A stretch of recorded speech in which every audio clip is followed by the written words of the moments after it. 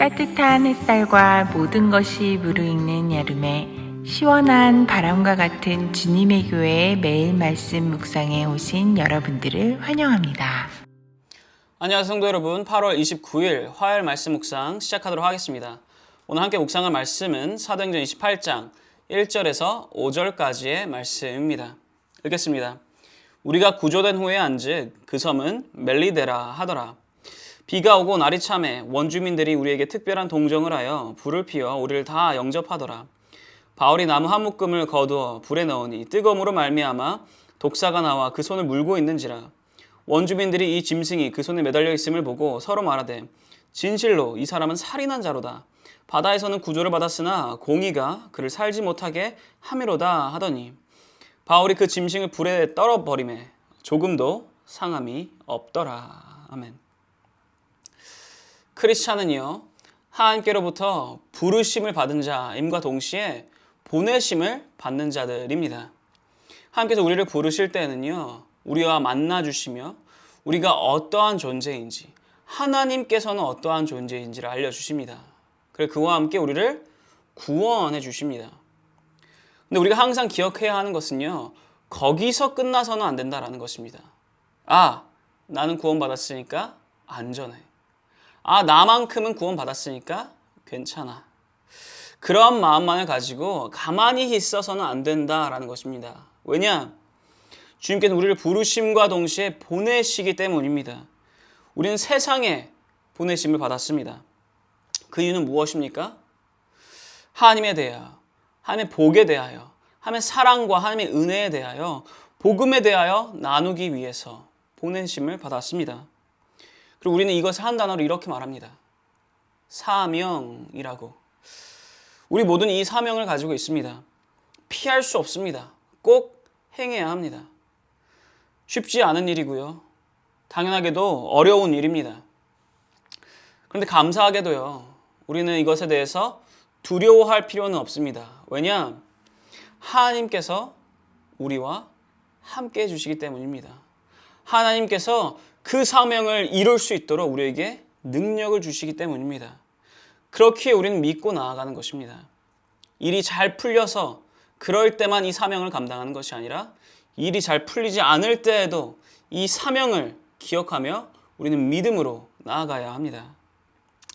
사도 바울은요, 붙잡힌 채로 지금 로마로 향하고 있습니다. 로마로 가는 것은 원하는 것이었지만 그 길이 절대 쉽지는 않았습니다. 그 어느 누구도 그 길 가운데, 그 로마로 가는 길 가운데 사도 바울의 말을 듣지 않았고요. 그렇게 배를 타고 이동을 하다가 결국에 광풍을 만나게 됩니다. 광풍 가운데 그 200명 이상이었던, 200명이 훨씬 넘었던 그 인원들은요, 모두 고생을 하게 됩니다. 삶에 대한 희망까지 잃어버릴 정도로 고생을 하게 됩니다. 배는 부서지고 망망대해 위에서 먹을 것은 점점 줄어가고, 그러다가 기적적으로 어느 한 섬으로 도착하게 됩니다. 그 섬이 바로 오늘 본문, 저희들 함께 읽었던 본문 1절에 나오는 이 멜리데라는 섬입니다. 오늘날로 따지면요, 이탈리아에서 조금 떨어져 있는 이 몰타 공화국을 의미합니다. 그리고 그 섬에 도착하자마자 2절에 쓰여있기를요, 그곳에 원래 살고 있었던 이 원주민들이 물심양면으로 지금 이 사도 바울과 그의 어떻게 보면 일행들을, 그와 함께 이 떠내려온 사람들을 다 도와주고 있습니다. 그렇게 모든 고난이 다 지나간 것처럼, 모든 상황이 다 안정되는 것처럼 보일 때 어느 한 가지 사건이 일어나게 됩니다. 어떠한 사건이냐? 3절입니다. 바울이 나무 한 묶음을 거두어 불에 넣으니 뜨거움으로 말미암아 독사가 나와 그 손을 물고 있는지라. 아멘. 사도 바울 또한 고생하면서 그 모든 풍랑과 표류와 그 모든 것을 넘어서 드디어 이 섬에 도착하였습니다. 그런데 그럼에도 불구하고 직접 나서서 불 피우는 것까지, 다른 사람들을 위해서 이 따뜻한 불을 피우는 것을 도와주게 됩니다. 그런데 그때예요, 사도 바울이 가지고 있던 그 나무 묶음에서 독사가 나와 사도 바울의 손을 이렇게 물게 됩니다. 죽을 위기에서 겨우겨우 살아남았는데 또다시 곧바로 죽을 위기에 처해졌다라는 것입니다. 세상에서는요, 이렇게 사도 바울과 같이 죽을 위기를 넘어서 겨우겨우 살아내 또다시 죽을 위기에 처하는 그런 것을 보고요, 이렇게 말합니다. 운이 너무 없었다라고. 혹은 오늘 본문 가운데 나왔던 이 원주민들처럼 인과응보다라고 말합니다. 죽을 짓을 했으니까 마땅히 저런 벌을 받는 거지라고. 네, 여러분, 우리는 누구입니까? 세상으로부터 구별받은 자들 아닙니까? 그렇다면 세상 사람들이 흔히 당연시하는 말이나 당연시하는 생각과는 조금 구별되어야 합니다. 이 상황 가운데, 이 말도 안 되는 이 상황 가운데 우리의 반응이 달라야 된다라는 것입니다. 어떻게 달라야 하는가? 5절에 바울이 이렇게 반응을 합니다. 읽겠습니다. 바울이 그 짐승을 불에 떨어버리매 조금도 상함이 없더라. 아멘. 그 짐승을 불에 떨어버리매. 죽을 위기를 겨우겨우 넘겨. 그런데 또다시 죽을 위기에 봉착했을 때 사도 바울은요, 담대하게 나아갑니다. 우리 또한 마찬가지입니다. 어떠한 상황에 놓일지라도 우리는 담대하게 나아갈 수 있어야 합니다. 그런데 문제는요, 이것이 우리가 아무리 크리스찬일지라도 우리가 인간인지라 이게 쉽지 않다라는 것입니다.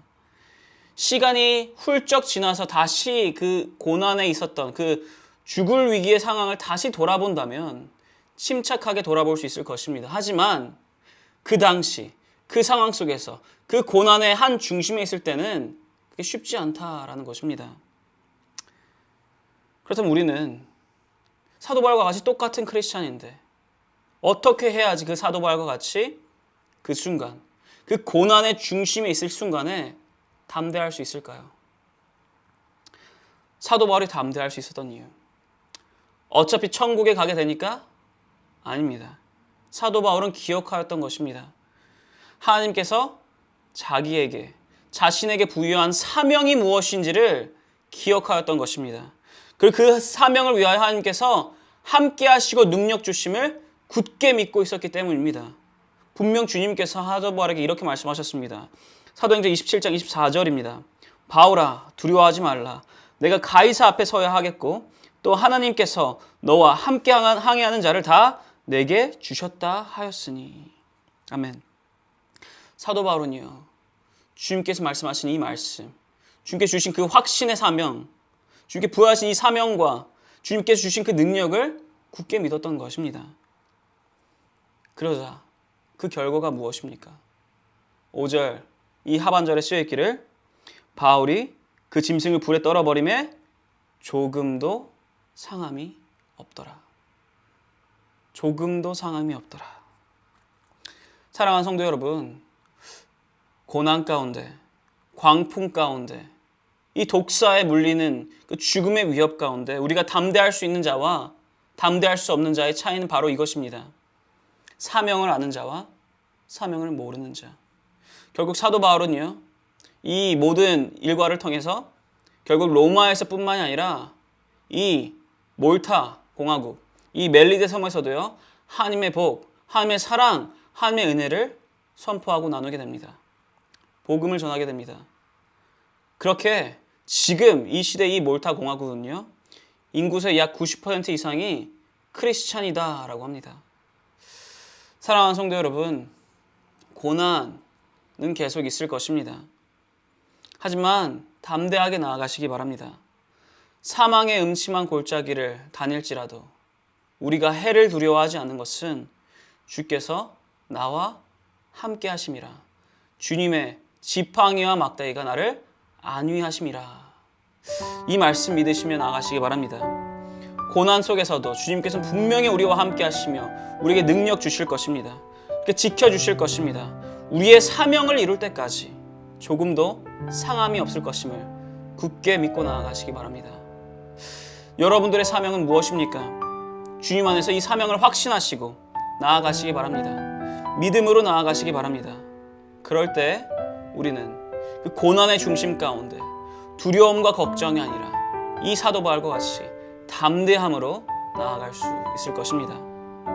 이러한 우리를 통하여 하나님 나라의 역사가 이루어지기를 소망합니다.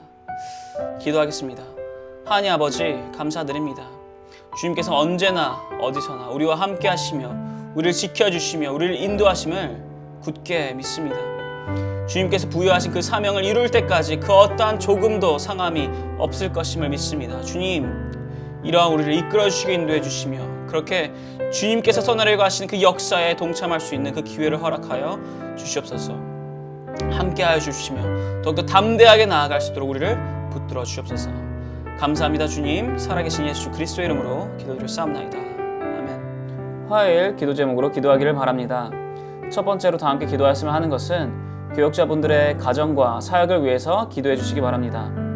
교역자분들께서 성령 충만함으로 말씀을 준비하시고 그렇게 사역을 감당하실 수 있도록, 그리고 교역자분들의 가정과 그분들의 자녀들을 주님께서 지켜주시도록 기도해 주시기 바랍니다.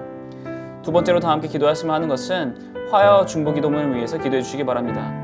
이 화요 중보기도 모임이 성령 충만한 기도 모임이 될 수 있도록, 그리고 이 중보기도 모임을 통해서 이 주님의 교회가 영적 동력을 얻어 힘차게 나아가는 그런 2023년이 될 수 있도록 기도해 주시기 바랍니다. 그리고 마지막으로는 선교사님들을 위해서 기도해 주시기 바랍니다.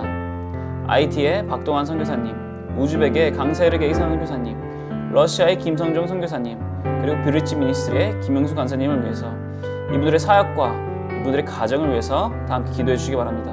다 함께 기도하겠습니다.